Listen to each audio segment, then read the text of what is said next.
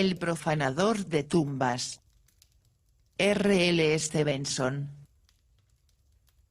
Todas las noches del año nos sentábamos los cuatro en el saloncito del George, en Debenham, el empresario de pompas fúnebres, el dueño del establecimiento, Fettes y yo. A veces había más gente, pero los que nunca faltábamos, hiciese viento, lloviese o nevase, éramos nosotros. Fettes era un viejo escocés borrachín, una persona educada, desde luego, y de algún dinero, ya que vivía en la ociosidad. Había llegado a Debenham hacía años, todavía joven, y por el hecho de seguir viviendo allí había alcanzado la categoría de ciudadano de adopción. Su capa azul de camelote era una antigüedad local, algo así como la aguja de la iglesia. Su sitio en el saloncito del George, su falta de asistencia al templo, sus inveteradas inclinaciones crapulosas y de mala reputación, eran cosas del dominio público en Debenham. Sostenía ciertas opiniones avanzadas, acompañadas de momentáneas explosiones de incredulidad, que exponía alguna que otra vez y recalcaba golpeando la mesa con mano temblorosa. Bebía ron, 5 vasos dobles cada noche, y durante la mayor parte de su estancia nocturna en el George permanecía sentado, con su vaso en la diestra, en un estado de melancólica saturación del alcohol. Le llamábamos el doctor porque se le suponía algún especial conocimiento de la medicina, y porque habíase comprobado que, en caso de necesidad, podía tratar una fractura y reducir una dislocación, pero más allá de esos ligeros detalles, nada sabíamos de su manera de ser y de sus antecedentes. Una oscura noche de invierno, acababan de dar las 9 cuando el dueño de la casa vino a reunirse con nosotros, y nos dijo que había un enfermo en el George, un gran terrateniente de la vecindad, postrado por un ataque de apoplejía que le sobrevino mientras se dirigía al Parlamento. Se había telegrafiado a Londres, a su doctor quien todavía gozaba de mayor fama que el famoso hombre público, para que acudiese al lado del paciente. Era la primera vez que algo semejante ocurría en Debenham, ya que el ferrocarril acababa de inaugurarse, y todos quedamos relativamente impresionados por el suceso. «Ya llegó», dijo el dueño, después que hubo llenado y encendió su pipa. «¿Ya llegó?», dije yo. «¿Quién? No se referirá al doctor». «El mismo», replicó nuestro huésped. «¿Cómo se llama?». «MacFarlane», dijo el dueño.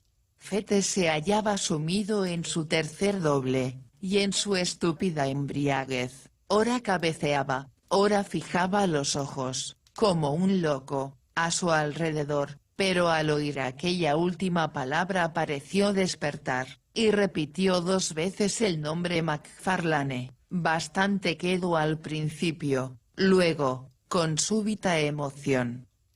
«Sí», añadió el dueño, «ese es su nombre, el doctor Wolfe MacFarlane». Fettes serenóse al instante, sus ojos se despabilaron, su voz se aclaró y se hizo alta y potente, y su hablar, recio y sincero. Todos quedamos tan pasmados de la transformación, como ante alguien que hubiese resucitado. «Disculpe usted», dijo. «Temo no haber prestado mucha atención a lo que usted decía. ¿Quién es ese Wolfe MacFarlane?». Y después, cuando hubo escuchado al dueño del establecimiento, prosiguió. «No es posible. Y, a pesar de ello, me gustaría tanto verle». «¿Le conoce usted, doctor?», preguntó el de las pompas, abriendo la boca. «No lo quiera Dios», fue la contestación. «Y, sin embargo, el nombre no es corriente». «Sería demasiado suponer que hay 2 personas de ese mismo nombre. Dígame, patrón, ¿es viejo?». «Le diré, Convino el huésped, no es un joven, por cierto, y su cabello es cano, pero parece más joven que usted. Pues es más viejo, sin embargo, me lleva algunos años. Pero repuso dando un puñetazo sobre la mesa, es el ron lo que ve usted en mi cara, el ron y el pecado. Ese hombre es posible que tenga una conciencia tranquila y digiera perfectamente. Conciencia. ¿Me oye? Usted diría, sin duda, que yo soy un buen cristiano, un cristiano viejo y decente. Pero no, no hay tal. Nunca he ido mascullando cánticos.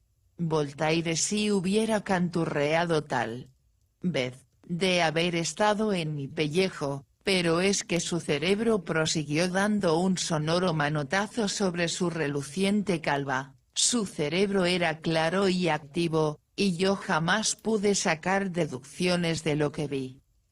Si usted conoce a ese doctor, me aventuré a observar, al cabo de una pausa algo solemne, se diría que no comparte la buena opinión del dueño. Fettes no me hizo el menor caso. Sí, dijo de pronto, con decisión. He de enfrentarme con él, cara a cara. Hubo otra pausa después, una puerta se cerró con alguna violencia en el piso superior y se oyeron pasos en la escalera. «Es el doctor», exclamó el dueño. «Agucen los ojos y podrán verle». Solo había 2 pasos desde el pequeño saloncito hasta la puerta del antiguo George Inn. La ancha escalera de roble acababa casi en la calle y no quedaba lugar más que para un felpudo entre el umbral y el último escalón del tramo, pero este pequeño espacio quedaba intensamente iluminado todas las noches, no solo por la luz de la escalera y el gran farol del anuncio del establecimiento, sino también gracias a la reverberación del ventanal de la taberna. El George mostrábase así con esplendor a los que transitaban por la fría calle. Fettes se dirigió con paso firme a aquel lugar, y nosotros quedamos detrás agolpados para presenciar cómo ambas personas, según había especificado una de ellas, se encontrarían cara a cara. El doctor McFarlane era de porte vivo y vigoroso. Su cabello cano daba especial realce a su semblante pálido y sereno, aunque enérgico. Iba atildadamente vestido de finísimo paño, camisa muy blanca, y lucía una gran cadena de reloj, de oro, y botonadura y anteojos del mismo metal. Llevaba, holgadamente anudada alrededor del cuello, una corbata con topos lila, y, en el brazo, un confortable abrigo de viaje, de pieles. No cabía duda de que era una persona bien conservada para sus años y a la legua denotaba opulencia y consideración social. Producía un raro efecto ver enfrentarse con él, en el fondo de la escalera, al hazmerreír de nuestro saloncito, calvo, sucio, granujiento y ataviado con su vieja capa de camelote. «McFarlane», dijo Fettes con voz algo fuerte, más a guisa de heraldo que de amigo. El doctor McFarlane se detuvo sobre el 4.º escalón, como si la familiaridad del saludo le sorprendiese, y, en cierto modo, hiriese su dignidad. «Toddy McFarlane», repitió Fettes. El hombre de Londres casi se tambaleó. Clavó los ojos durante medio segundo en la persona que tenía enfrente, miró hacia atrás, como espantado, y después murmuró con gran azoramiento. «Fettes, usted». «Sí», dijo el otro. «Yo mismo. ¿Pensaba que yo también estaba muerto? No, no es tan fácil dejar de encontrarnos». «Vaya, vaya», exclamó el doctor. «Vaya. Pero un encuentro tan inesperado. Veo que está hecho una sombra. Al principio apenas le reconocí, lo confieso. Pero me alegra muchísimo, muchísimo, tener esta ocasión». Por el momento, solo podrá ser buenas noches y adiós a un tiempo, porque mi cabriolet aguarda y no debo perder el tren, pero, veamos, sí, deme su dirección, y cuente con recibir pronto noticias mías. Algo se debe hacer por usted, Fetes. Temo que esté en las últimas, pero debemos pensar en ello por mis pecados, como canturreábamos en otros tiempos, en nuestros banquetes. Dinero, exclamó Fetes.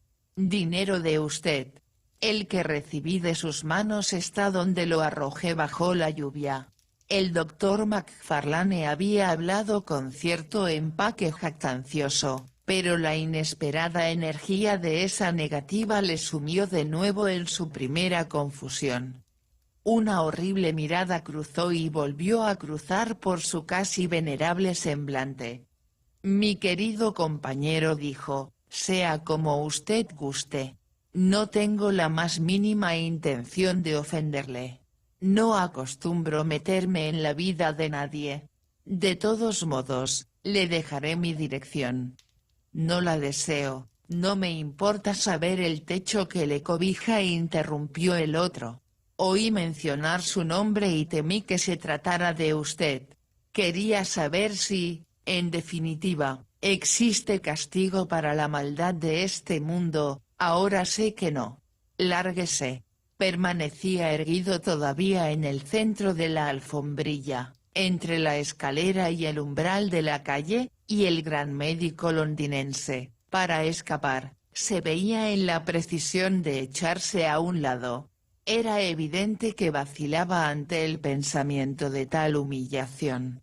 Aunque demudado, un peligroso destello brillaba en sus anteojos, pero mientras permanecía todavía quieto, sin decidirse, vio que el cochero de su cabrioleta atisbaba hacia el interior, desde la calle, atraído por aquella insólita escena, y alcanzó a ver, al mismo tiempo, nuestro corrillo en el saloncito, apiñado en el recodo que formaba el saliente de la pared de la taberna. La presencia de tantos testigos oculares decidióle, de pronto, por la escapatoria. Se encogió, rozando el pasamanos de madera, y, como una culebra, se lanzó en dirección a la puerta. Pero su tribulación no había terminado por entero, ya que al pasar junto a Fetes éste le agarró por un brazo y llegaron a sus oídos estas palabras, que, aun proferidas a media voz, sonaron dolorosamente precisas. ¿Ha vuelto a verle?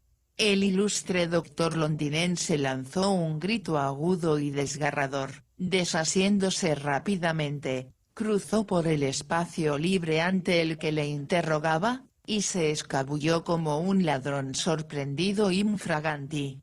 Antes, de que a ninguno de nosotros se le hubiese ocurrido hacer un movimiento, el cabriolet se alejaba ruidosamente hacia la estación. La escena se había desvanecido como un sueño, pero el sueño había dejado pruebas y huellas de su paso.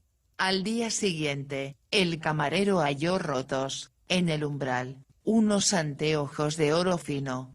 En cuanto a nosotros, quedamos todos aquella noche en pie y jadeantes. Y Fetes, a nuestro lado, sereno, pálido y con aire de resolución. Dios nos proteja, Mr. Fetes, dijo el dueño del establecimiento, recobrando el primero sus habituales sentidos. ¿Qué diantre significa esto? ¿Qué cosas más raras ha estado diciendo usted? Fetes se volvió hacia nosotros y nos miró sucesivamente a la cara. Y después, sin apurar siquiera su tercer vaso, se despidió de nosotros, y, avanzando, bajo el farol del hotel, se perdió en la negra noche. Los tres que quedamos volvimos a nuestros sitios en el saloncito, iluminado por el brillo de un buen fuego y por 4 resplandecientes velas, y al comentar acerca de lo sucedido, el primer frío de nuestra sorpresa se convirtió en calor de curiosidad. Estuvimos sentados hasta una hora avanzada, que yo recuerde. Esta fue la última reunión en el viejo George. Cada cual, antes de separarnos, había formado, respecto a lo acontecido, su teoría, que estaba dispuesto a demostrar, y ninguno tenía otro que hacer más próximo, en este mundo, que rastrear el pasado de nuestro infeliz compañero y sorprender el secreto que compartía con el ilustre doctor londinense. No es para vanagloriarse, pero creo que he tenido mejor maña que mis camaradas del mesón para entresacar, de todo ello, una historia. Quizá no viva actualmente otra persona capaz de contaros los terribles y alucinantes sucesos que a continuación se relatan. En sus días juveniles, Fettes estudiaba medicina en Edimburgo. Estaba dotado de un talento especial, aquella clase de talento que caza con presteza lo que oye y lo retiene firmemente, como cosa propia. Trabajaba poco a solas, pero se mostraba educado, atento e inteligente en presencia de sus profesores. Ante estos adquirió la fama de ser un muchacho que escuchaba con gran interés y recordaba bien. Sí, por extraño que me pareciese cuando me lo dijeron, su porte era, en aquellos días, agraciado y simpático. Había, por entonces, un cierto profesor de anatomía en las afueras de la ciudad, voy a designarle aquí con la letra K. Su nombre dio bastante que hablar durante los años subsiguientes. El hombre que lo llevaba tuvo que huir, disfrazado, por las calles de Edimburgo, mientras la multitud, que aplaudía la ejecución de Burke, pedía a voz en grito la sangre del inductor de sus crímenes. Pero Mr. K. estaba entonces en la cumbre de la fama, disfrutaba de una gran popularidad, debida en parte a su propio talento y maestría, y en parte a la inepcia de su rival, el profesor de la universidad. Los estudiantes estaban de su parte, y el propio Fettes creyó y los otros también creyeron, que había puesto los cimientos de su éxito al granjearse el favor de ese hombre de fugaz celebridad. Mr. K. era un bon vivant, así como un profesor excelente. Una broma de buena ley era tan de su gusto como una cuidadosa preparación anatómica. Por tales motivos, Fettes disfrutaba merecidamente de las atenciones con que su profesor le distinguía. Y al segundo año de asistir a la clase ocupó en ella la situación de segundo ayudante o subasistente de Mr. K. En este aspecto, la responsabilidad de lo que medía en el anfiteatro y en el aula recaían en particular sobre sus hombros. Debía responder de la limpieza de las salas y de la conducta de los otros estudiantes, y formaba parte de sus deberes procurar, recibir y distribuir las diversas piezas destinadas a las prácticas de anatomía. Como ese era un asunto que en aquel entonces requería suma cautela, Mr. K. le alojó en el mismo pasaje, y, finalmente, en el mismo edificio donde estaban instaladas las salas de disección. Allí, después de pasar la noche en turbulentos placeres, con el pulso todavía vacilante y la vista nublada y confusa, le obligaban a abandonar el lecho en las negras horas que anteceden al amanecer invernal, los inmundos y degradados traficantes que abastecían las mesas de prácticas. Tenía que abrir la puerta a 3 personajes de mala catadura, conocidos después con ignominia en todo el país. Tenía que ayudarles a transportar su trágica carga, pagarles su sórdido salario y quedarse, una vez que los otros se habían marchado, enteramente solo con aquellos horribles despojos humanos. Abandonaba esta escena para procurarse todavía 1 o 2 horas de sueño con el fin de reparar los abusos de la noche anterior y reponerse para los quehaceres del día siguiente. Pocos muchachos hubieran podido hacer gala de mayor insensibilidad ante las sensaciones de una vida que transcurría entre los símbolos de la muerte, pero su cerebro era reacio a toda consideración de orden general. Incapaz de interesarse por el infortunio de los otros, esclavo de sus propios deseos y de sus bajas ambiciones, frío, liviano y egoísta en extremo, observaba ese mínimo de prudencia mal llamada moralidad que nos detiene ante una inconveniente embriaguez o un punible robo. Ambicionaba, por lo demás, gozar de cierta consideración entre sus profesores y condiscípulos, y procuraba no incurrir abiertamente en falta en todo lo concerniente al lado externo de la vida.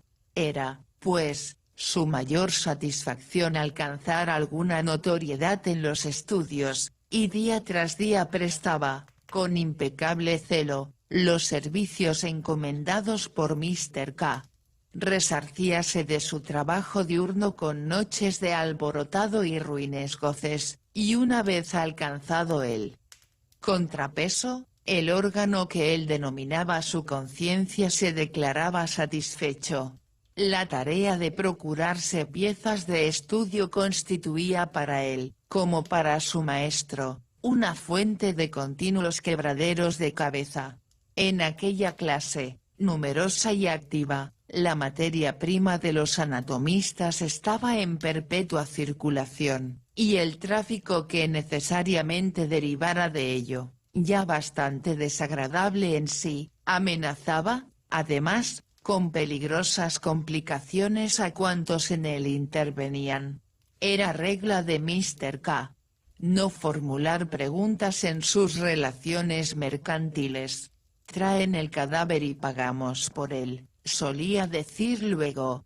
Y después, alardeando algo de cínico, añadía dirigiéndose a sus ayudantes, no anden preguntando, en bien de sus conciencias. En modo alguno daba por supuesto que las piezas de estudio le fuesen procuradas gracias al crimen de homicidio. Si le hubiesen expresado tal sospecha, habría retrocedido con horror, pero la ligereza con que hablaba de materia de tal gravedad era, en sí misma, una ofensa a las buenas costumbres y una tentación para aquellos con quienes estaba en tratos. Fetes, por ejemplo, había observado que los cadáveres eran casi siempre recientes. En muchas ocasiones le había chocado el siniestro y abominable aspecto de los rufianes que venían a visitarle antes del alba, y al sacar deducciones, su fuero interno atribuía acaso un significado demasiado inmoral y demasiado categórico a los impremeditados consejos de su profesor. A su entender, su cometido se reducía a 3 cosas: tomar lo que traían, pagar el salario y apartar los ojos de cualquier indicio de crimen. Cierta madrugada de noviembre tal política de silencio pasó una dura prueba. Toda la noche le tuvo despierto un atroz dolor de muelas que le obligaba a medir el cuarto con sus pasos, como un animal enjaulado, o echarse, furioso, en la cama. Finalmente, había sucumbido a ese tardío e intranquilo sueño que tan a menudo se produce después de una mala noche. De pronto, le despertó la irritada repetición de los aldabonazos convenidos. Brillaba un tenue y nítido claro de luna, la noche era desapacible, ventosa y helada, la ciudad no había despertado aún, pero un indefinible estremecimiento preludiaba ya el ruido y el trajín del día. Aquellos pájaros de mal agüero habíanse presentado más tarde que de costumbre, y parecían también más impacientes que de costumbre por marcharse. Fetes, muerto de sueño, les iluminó para que subieran. Como un sonámbulo, prestó oído a su gruñón acento irlandés, y mientras los otros despojaban del saco a su triste mercancía, se reclinó, cabeceando, con el hombro arrimado a la pared, y tuvo que despabilarse para pagar a los hombres su dinero. Al hacerlo, sus ojos se fijaron en el rostro difunto. Sobresaltóse, dio 2 pasos en dirección al cadáver, con la vela en alto. «Dios Todopoderoso», exclamó. «Si es Jane Galbraith». Los hombres nada contestaron, pero se deslizaron sigilosamente hacia la puerta. «Os digo que la conozco», prosiguió Fettes. «Ayer estaba viva y sana. Es imposible que haya muerto, imposible que este cadáver se haya obtenido de modo lícito». «Sin duda, señor, anda usted equivocado», dijo uno de los hombres. Pero otro de ellos lanzó a Fettes una mirada metálica y fría y exigió el dinero contante y sonante. No era posible disimular la amenaza o considerar exagerado el peligro. Al muchacho le faltó valor. Murmuró excusas, contó la cantidad y asistió silenciosamente a la partida de sus odiosos visitantes. No bien estos hubieron salido, se apresuró a comprobar sus dudas y, efectivamente, identificó a la chica con quien había estado el día precedente. Descubrió, horrorizado, señales que bien pudiera significar violencia. Un gran pánico le obligó a refugiarse en su habitación. Allí se puso a reflexionar sobre el descubrimiento que acababa de realizar. Consideró serenamente el alcance de las instrucciones de Mr. K, y el peligro que para él representaba hallarse mezclado en un asunto tan serio. Al fin, dolorosamente perplejo, determinó aguardar el parecer de su superior inmediato, el asistente de la clase. Este era un joven doctor, Wolfe Macfarlane, el ídolo de todos los estudiantes calaveras. Listo, disipado y falto de escrúpulos hasta el último grado. Había viajado y estudiado en el extranjero. Sus modales eran agradables y desenvueltos. Descollaba hablando de teatro, era diestro sobre el hielo y en el campo de juego, calzando patines o con el palo de golf en la mano. Vestía con gallardo atrevimiento y, para dar una última pincelada a su gloria, poseía birlocho y un caballo trotador. Con Fettes estaba en términos de franca intimidad. Por supuesto, sus respectivas situaciones en la clase exigían una cierta comunidad de vida, y cuando las piezas a disecar escaseaban, ambos emprendían largas salidas al campo, en el birlocho de Macfarlane, para entrar sacrilegamente en algún cementerio solitario y estar de regreso antes del alba junto con su botín, en la sala de disección. Precisamente aquella mañana Macfarlane llegó algo más temprano de lo acostumbrado. Fettes lo oyó y salió a recibirle en la escalera, contóle su caso, y le mostró la causa de la alarma. Macfarlane examinó las señales que presentaba el cadáver. «Sí», dijo, asintiendo, «eso huele mal». «Y bien, ¿qué debo hacer?», preguntó Fettes. «¿Qué debe usted hacer?», repitió el otro. «¿Es que piensa hacer algo? Cuanto menos se hable de ello, mejor, diría yo». «¿Alguien puede reconocerla?», objetó Fettes. «Era tan popular como la roca del castillo». «Esperemos que no sea así», dijo Macfarlane. «Si alguien la reconoce, bien, usted no, ¿me entiende? Y asunto concluido. En realidad, la cosa ha ido demasiado lejos. Si remueve usted el lodo, va a meter acá en un lío del demonio. Usted mismo va a verse en un buen apuro. Y yo también, ¿sabe usted? Podría decirme qué cara iba a poner cualquiera de nosotros, ¿O qué diablos tendríamos que decir en favor nuestro, una vez sentados en el banquillo? A mi modo de ver, algo está fuera de duda. Hablando en plata, todos nuestros ejemplares de disección provienen de asesinatos. McFarlane, gritó Fettes. Vamos, hombre. Sonrióse el otro. Como si usted no lo hubiese sospechado ya. Una cosa es sospechar. Y otra probarlo. Sí, ya lo sé, y yo siento, como usted, que esto haya venido a parar aquí, dijo golpeando, suavemente, el cadáver con su bastón. Lo mejor para mí es no reconocerlo, y no lo reconozco, añadió con frialdad. Usted es muy dueño de hacerlo. No me gusta dar órdenes, pero pienso que un hombre de mundo haría lo que yo, y permito añadir que me figuro que es eso lo que K. esperaría de nosotros. La pregunta es, ¿por qué razón nos escogió como ayudantes? Y a eso contesto, pues porque no le interesaban hombres débiles, sin temperamento. Ese era, de todos los tonos posibles, el indicado para impresionar a un muchacho de la condición de Fettes. Decidió imitar a McFarlane. El cadáver de aquella desdichada muchacha fue convenientemente despedazado, y nadie notó que se tratase de ella, o, al menos, dio muestras de identificarla. Una tarde, acabada la tarea del día, Fettes llegóse a una taberna que gozaba de alguna popularidad, y halló a McFarlane sentado en compañía de un desconocido. Era un hombre bajo, muy pálido, de cabellos oscuros, con ojos negros como el azabache. Sus facciones denotaban inteligencia y refinamiento, cosa que sus modales no corroboraban en modo alguno, ya que resultó, conocido más de cerca, soez, vulgar y estúpido.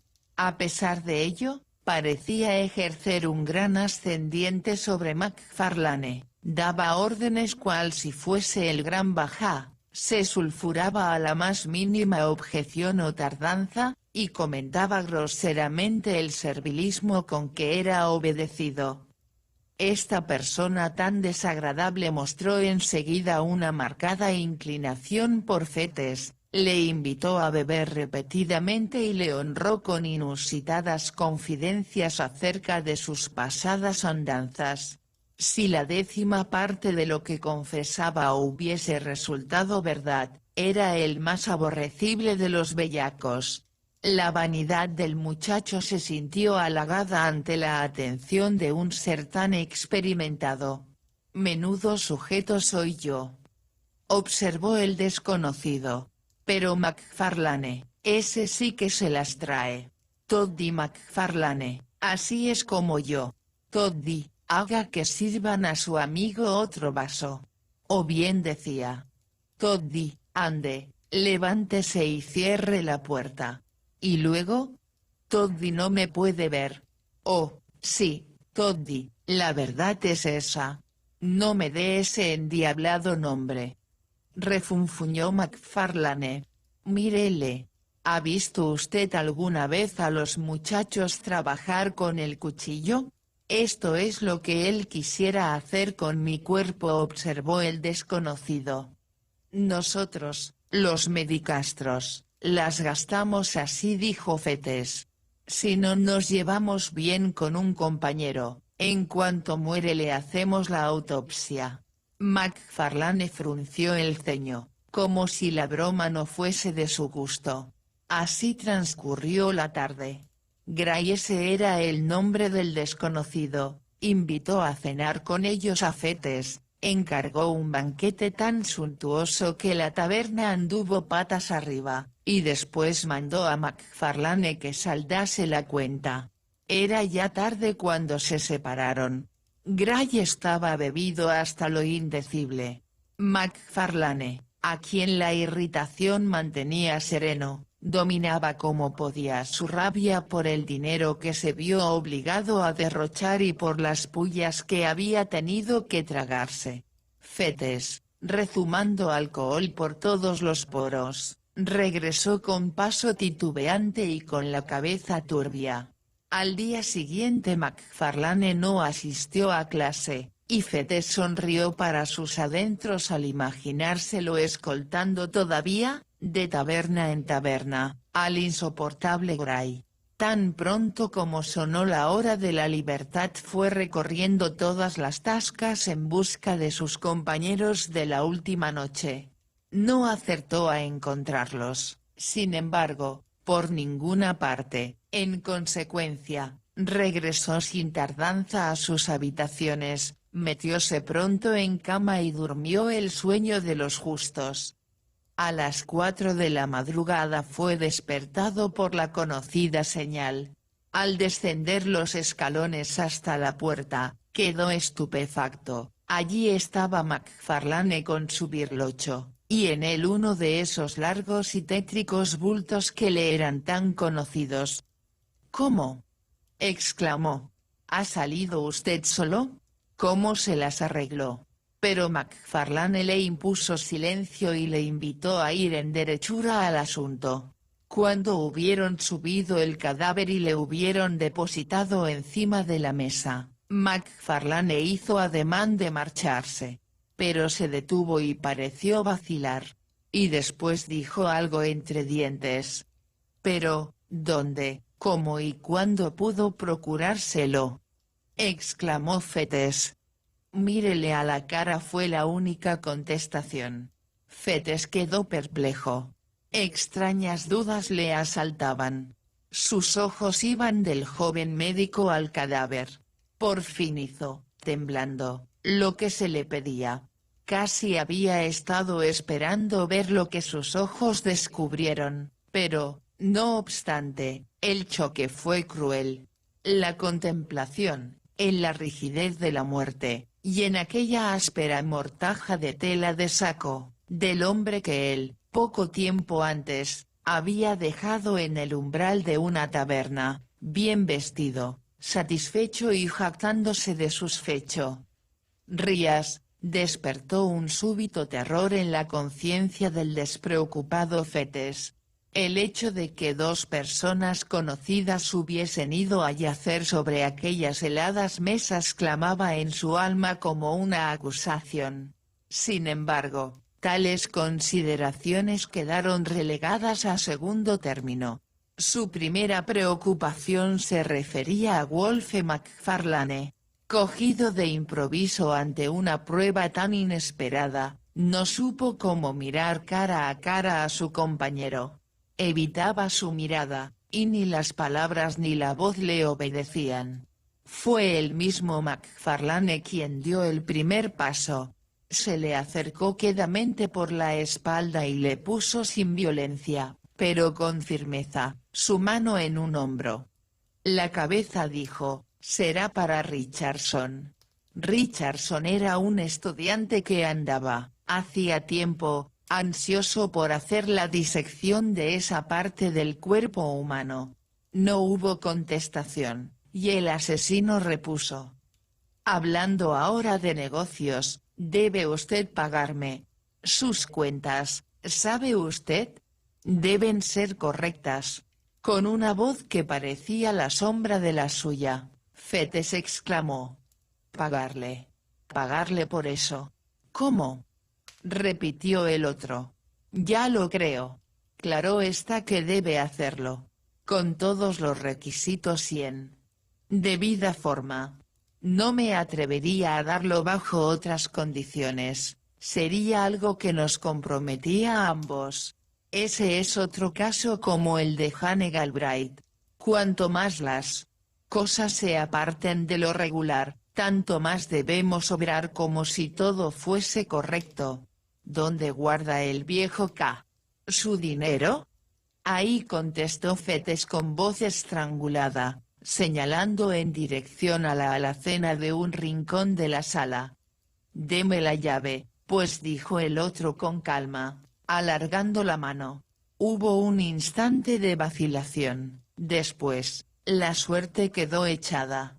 McFarlane no pudo reprimir un nervioso temblor. la infinitésima señal de un inmenso alivio, al sentir las llaves entre sus dedos. Abrió la alacena, sacó pluma, tintero y un libro en blanco que estaba en uno de los compartimientos, y retiró de los fondos contenidos en una cajita la suma que la ocasión requería. Mire usted, dijo, ahora el pago está hecho, primera prueba de su buena fe, primer paso hacia su impunidad. Ahora debe usted afianzarlo dando un segundo paso. Haga la entrada de la liquidación en su libro, y por su parte puede usted desafiar al mismísimo diablo. Los segundos que siguieron fueron para la mente de Fetes una pura agonía. Pero al aquilatar los terrores que se agolpaban en su mente, el más inmediato obtuvo ventaja. Cualquier dificultad que pudiera presentarse parecía casi bienvenida con tal de poder evitar ahora una querella con MacFarlane. Depositó la vela que había estado sosteniendo todo el rato, y con mano firme registró la fecha, la naturaleza y la cuantía de la transacción. Y ahora, dijo MacFarlane, es muy natural que guarde para usted su parte. Yo he tomado ya lo mío.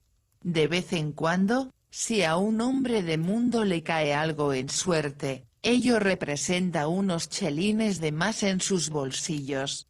Me avergüenza decirlo, pero esa es la regla de conducta en semejante caso, no especular, no comprar libros de estudios demasiado caros, no saldar deudas pendientes, pedir, no dar a préstamo. MacFarlane, empezó Fetes, todavía con voz algo hosca, he puesto el cuello en la soga por complacerle. Por complacerme, signo de interrogación, exclamó Wolfe. No, hombre. Usted ha hecho, según veo, lo que debía hacer en su propia defensa. Supóngase que me encuentro en un apuro. ¿Dónde quedaría usted? Este segundo asuntillo dimana claramente del primero. Mr. Gray es la continuación de Miss Galbraith. No puede usted empezar y luego pararse. Si se empieza, se debe continuar, la verdad es esa. Para el malvado no hay reposo. Una horrible impresión de negrura y la evidencia de la perfidia de su sino hicieron presa del ánimo del infeliz estudiante. Dios mío, exclamó. Pero, ¿qué hice? ¿Cuándo empecé? Haber sido nombrado auxiliar de la clase, ¿es algún crimen? Service pretendía la plaza. Service podía haberla obtenido. ¿Estaría él donde estoy yo ahora? Amigo, dijo MacFarlane, es usted un chiquillo. ¿Qué daño ha recibido de ello? ¿Qué daño puede recibir, con tal que calle? Hombre, ¿no conoce usted la vida? Andamos distribuidos en dos bandos, leones y corderos. Si es usted cordero, acabará tendido en esas mesas, como Gray o Jane Galbraith. Si león, vivirá y guiará caballo, como yo o como K, como todo el mundo con un poco de mollera y valentía. Titubea usted igual que un principiante, pero vea acá. Amigo, usted es inteligente, animoso, tiene todas mis preferencias y las de K. Usted nació para ir a la cabeza y yo le digo, por mi honor y mi experiencia de la vida, que al cabo de 3 días va usted a reírse de todos estos aspavientos como un niño de bachillerato se reiría de una diablura. Dicho esto, MacFarlane partió y remontó en su birlocho el pasaje, para encontrarse en su casa antes de que llegase el día. Fetes quedó, pues, solo con sus zozobras. Vio el tremendo peligro en que se hallaba envuelto. Con indecible congoja comprendió que su debilidad no tenía límites y que, de concesión en concesión, había pasado en rápido descenso, de ser el árbitro del destino de MacFarlane a ser su cómplice pagado, irremediablemente. Hubiese dado un mundo por haber mostrado un poco más de coraje cuando aún había lugar para ello, pero no se le ocurrió que todavía estaba a tiempo de hacerlo. El secreto de Jane Galbraith y la maldita entrada en el libro de registro le cerraba la boca. Transcurrieron unas horas, la clase empezó a llenarse. Los miembros del infeliz Gray fueron entregados a distintos estudiantes y recibidos sin que nadie chistara. Richardson se sintió encantado con la cabeza, y, antes de que sonara la hora de terminar, Fettes temblaba de exaltación al comprobar cuán lejos se hallaba en el camino de la impunidad. Durante 2 días continuó espiando, con creciente alegría, el terrible proceso de su mixtificación. Al tercero compareció McFarlane. Había estado enfermo, dijo, pero recuperó el tiempo perdido, multiplicándose en la dirección de los trabajos de los estudiantes. A Richardson, en particular, le hizo objeto de su valiosísima ayuda y su consejo, y el estudiante, animado por los elogios de su profesor de anatomía, ardía en ambiciosas esperanzas y veíase ya en posesión de la ansiada medalla. Antes de que transcurriera una semana, la profecía de McFarlane se había realizado. Fettes logró vencer sus terrores y olvidar su vileza. Empezaba a sentirse ufano de su valentía, y de tal suerte había aderezado, en su mente, lo sucedido, que ya le era posible volverse a contemplarlo con insana satisfacción. A su cómplice lo veía muy poco. Se encontraban, como es natural, en los quehaceres de la clase, juntos recibían órdenes de Mr. K. A veces cambiaban 1 o 2 palabras aparte, y McFarlane en todo momento se mostró lleno de gentileza y jovialidad. Pero no era dudoso que evitaba cualquier referencia a su común secreto, e incluso, al comunicarle Fettes, en voz baja, que había hecho causa común con los leones y perjurado de los corderos, se limitó a indicarle, con una sonrisa, que le dejara en paz. Por fin, llegó una ocasión que volvió a juntar a la pareja. Mr. K. andaba otra vez corto de piezas de estudio, los alumnos estaban ansiosos de trabajar, y su maestro tenía el puntillo de estar siempre bien provisto de material. Llegaron noticias de haberse efectuado un entierro en el rústico camposanto de Glencorse. El tiempo ha cambiado poco aquellos lugares. Erigíase el cementerio, como ahora, al extremo de un camino vecinal, lejos de toda vivienda humana, profundamente sepultado bajo el ramaje de 6 gruesos cedros. Los balidos del ganado, paciendo por las vecinas lomas, los riachuelos que corrían a ambos lados, uno cantando sonoro entre guijarros, el otro escurriéndose, a hurtadillas, de charca en charca, el estremecerse del viento en los viejos y desmelenados castaños del monte, y, cada 7 días, el tañido de la campana y las antiguas salmodias que entonaban los cantores del coro, eran los únicos sonidos que perturbaban el silencio imperante alrededor de la iglesia rural. Resucitador, como se llamaba a sí mismo, no sabía arredrarse ante ningún santo respeto inspirado por piadosas costumbres. Era de su incumbencia desdeñar y mancillar las antiguas tumbas, los senderos hollados por pies de fieles y familiares enlutados y las dedicatorias e inscripciones dictadas por un emocionado afecto. Aquellos rústicos alrededores, donde el amor es más tenaz que en otras partes, y donde toda la sociedad de la parroquia hállase unida por lazos de sangre y compañerismo, lejos de infundir al ladrón de cadáveres un respeto que le mantuviera apartado, le atraían por la facilidad y seguridad con que se prestaban a sus manejos.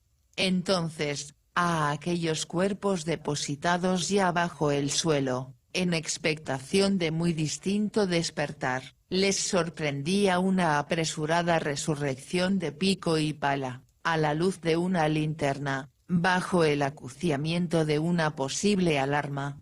Los ataúdes eran violentados, rasgadas las sagradas mortajas, y los melancólicos restos, envueltos en tela de saco, después del ajetreo de unas horas a través de un camino sin luna, eran a la postre sometidos al análisis de un puñado de mozalbetes ansiosos de saber.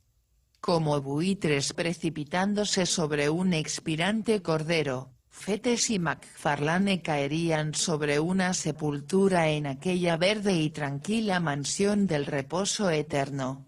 Su propósito era arrancar de la olla, en el suelo, a la esposa de un granjero, mujer conocida en todo el contorno, durante 60 años, por la excelencia de su mantequilla y de su conversación, y se proponían llevar a término su fechoría a medianoche. Luego llevarían a la infeliz muerta, camino de la remota ciudad que siempre visitara con sus mejores galas.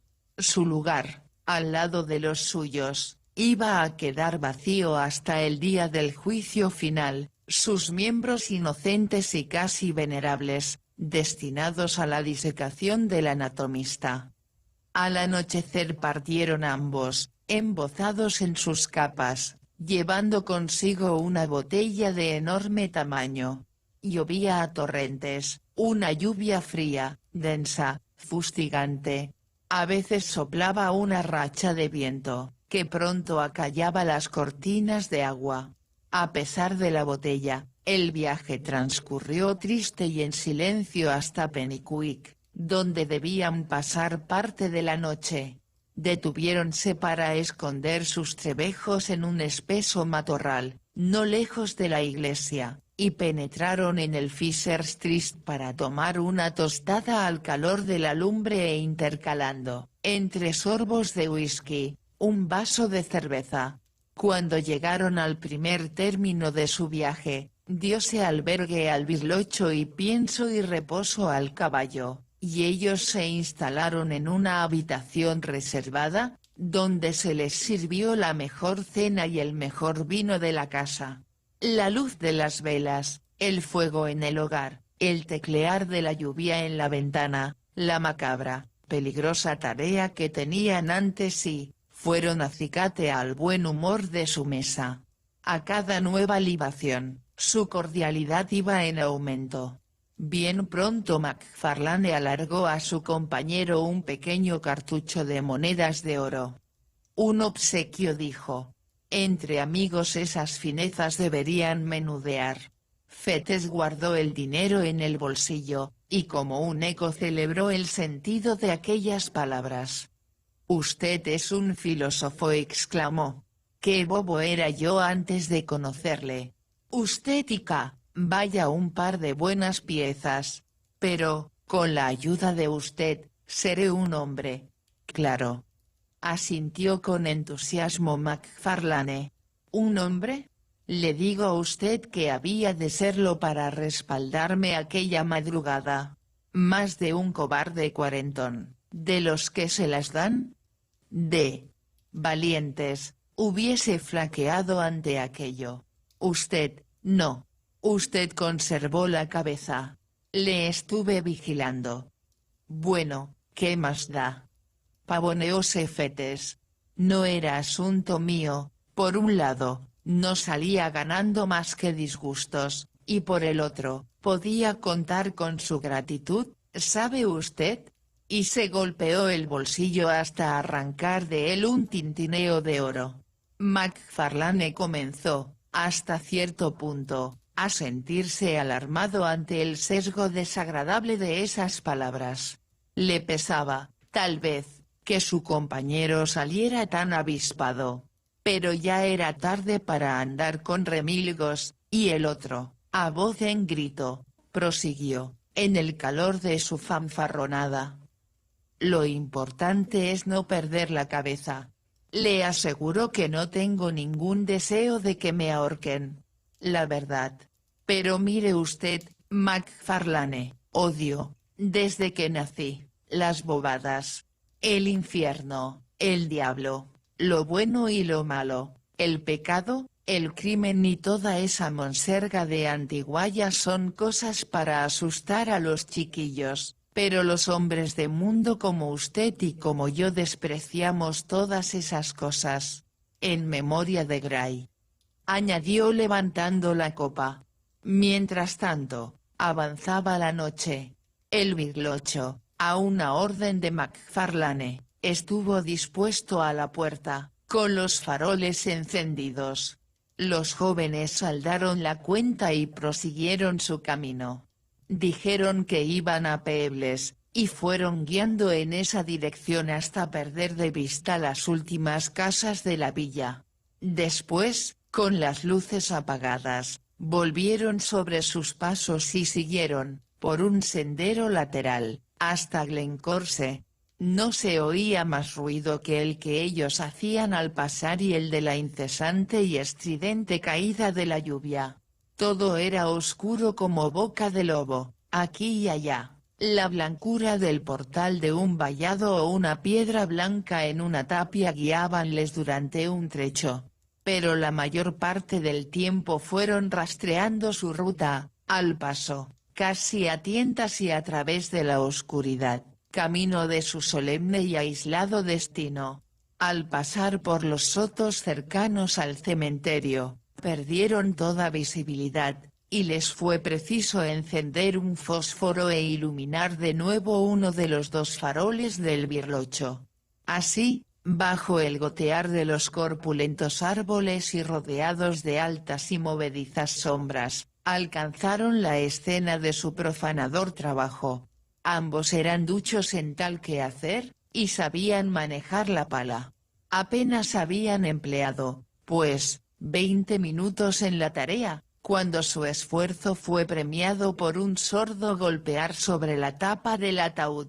MacFarlane, que se había lastimado la mano con una piedra, la tomó y la echó a lo lejos, con cuidado, por encima de su cabeza. La sepultura en la cual estaban de pie, y cuyo nivel ahora casi les llegaba a la altura de los hombros, estaba situada al extremo de la explanada del camposanto.